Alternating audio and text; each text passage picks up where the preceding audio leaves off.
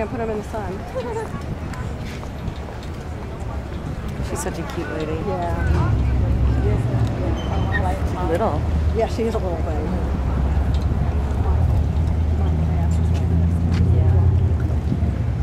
Ladies and gentlemen, good morning. Welcome to Churchill Downs and the Kentucky Derby Museum. We're in less than a week now, 6 days away. We will have the 135th renewal of America's greatest horse race, the Kentucky Derby. It's a beautiful, beautiful morning, and we're thrilled you could join us here this morning. I'm John Asher, Vice President, Racing Communications at Churchill Downs. A wonderful honor, a bittersweet honor, but a wonderful honor to be here this morning for this occasion. And again, we all welcome you here today. It is such a gorgeous day. Couldn't be anything else for an event such as this. As we commemorate a horse, we remember a wonderful Derby winner and all the people who surround him, all members of his family and our family.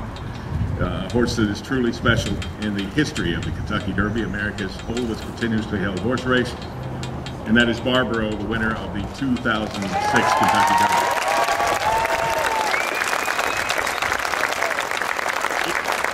It is undeniable in all the facts of life that we experience every day. It is undeniable that there is a link in our DNA that connects us with horses. We all love horses. They're all part of us. But when the special horse comes along, the absolutely incredible horse comes along, that bond grows even stronger. I will never forget the first time I saw Barbaro. Probably most of you had the same experience. I saw him on the backside at Churchill Downs. Michael Matz brought him in a little bit late to that year's Derby and didn't have a great chance to see him early. And then the first time he went past me on the backside, my reaction was pretty much 3 words, and those were, "Oh my God." He was an incredible athlete. And then he lived up to it a few days later on the racetrack, turning in one of the most dominant performances in the history of the Kentucky Derby. He won by more than 6 lengths. It was the largest margin in that great race in 60 years. And he made us think all things were possible on that day. We saw this unbeaten colt roll home for Roy and Gretchen Jackson, carrying their colors for again Michael Matz. And it was an incredible day. And again, we looked down the road. We were hoping for Triple Crowns. We were hoping for all kinds of things. And that didn't happen. We had a bittersweet turn, a horrible turn of luck in the Preakness Stakes. And we knew that Barbaro was special when we saw him on the racetrack. We knew that he was an incredible athlete. We knew that he was uncommon in this breed of thoroughbred horses that goes back, traces back hundreds, thousands of years. But we didn't realize, I think, exactly how special he was until the time after the Preakness, when we all shared in his battle for life, 8 incredible, brave months, and he won the hearts, those hearts that he did not win on Kentucky Derby Day, those around the country and around the world. He won in those 8 months that followed. It was an incredible experience, and a difficult one to talk about today. But when we think of the great memories of Barbaro, we think of what happened just a few hundred yards away from here at the finish line on Kentucky Derby Day. He is always going to be one of the greatest winners in the history of the Kentucky Derby, one of the great thoroughbreds in the breed in the United States and abroad, and a horse that's always going to mean so much more to us than just what he brought to us on the racetrack. We know he was special. He was bred to be special, but the courage and heart he showed made him something altogether different after that. He moved into a completely new reign. We're here to celebrate that here today. We have a wonderful group of people here with us today, and we're going to unveil shortly an incredible sculpture of Barbaro that, if you have seen a rendering of it, you know it's an incredible work, and it really captures his spirit. But I think it's really going to be a kind of a breathtaking moment when we take these wraps away. I do want to recognize some of the special guests up here with us. Most of you know them already, but Roy and Gretchen Jackson, the owners and the breeders of Barbaro.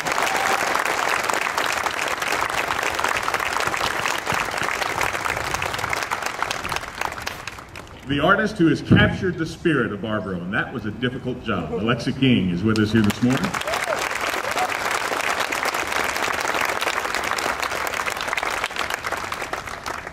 Trainer Michael Matz, again, who became part of our family.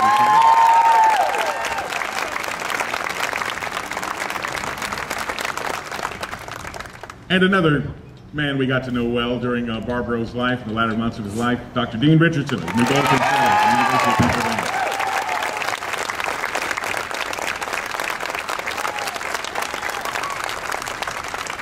I'd like to introduce to you the Chief Operating Officer of Churchill Downs. We'll make a few comments on behalf of the company. Churchill Downs Incorporated Chief Operating Officer Bill Karstanjian. Bill?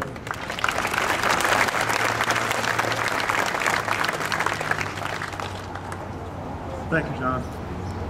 Good morning, and thank you for joining us here today. When Barbaro captured the 132nd running of the Kentucky Derby on May 6, 2006, he scored one of the most dominant victories in the race's history. Those of us who were fortunate enough to witness that remarkable performance knew that we had seen something extraordinary. What we didn't realize at the time was that Barbaro would prove even more remarkable and courageous in the coming months after his tragic injury at the Preakness. After Barbaro's death on January 29, 2007, it was our hope that the incredible effort put forth by Roy and Gretchen Jackson, trainer Michael Matz, and Dr. Dean Richardson and his staff at the New Bolton Center would lead to a greater understanding of injuries and ailments such as laminitis and new treatments that would benefit generations of horses to come.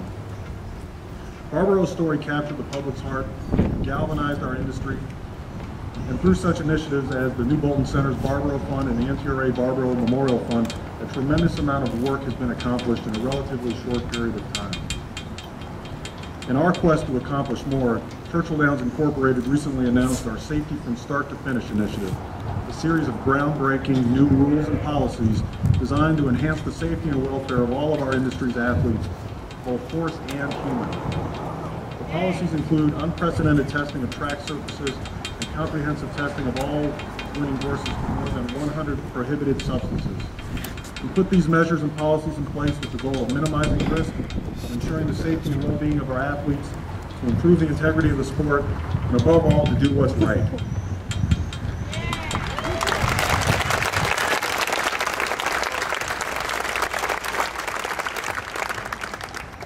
The spirit, courage, and determination displayed by Barbaro inspired all of us and left a lasting impact upon our sport. We salute Barbaro and the Jacksons and the rest of their team for the wonderful legacy Barbaro has left behind, and we are honored to welcome this brilliant champion home to the scene of his greatest victory. Thank you.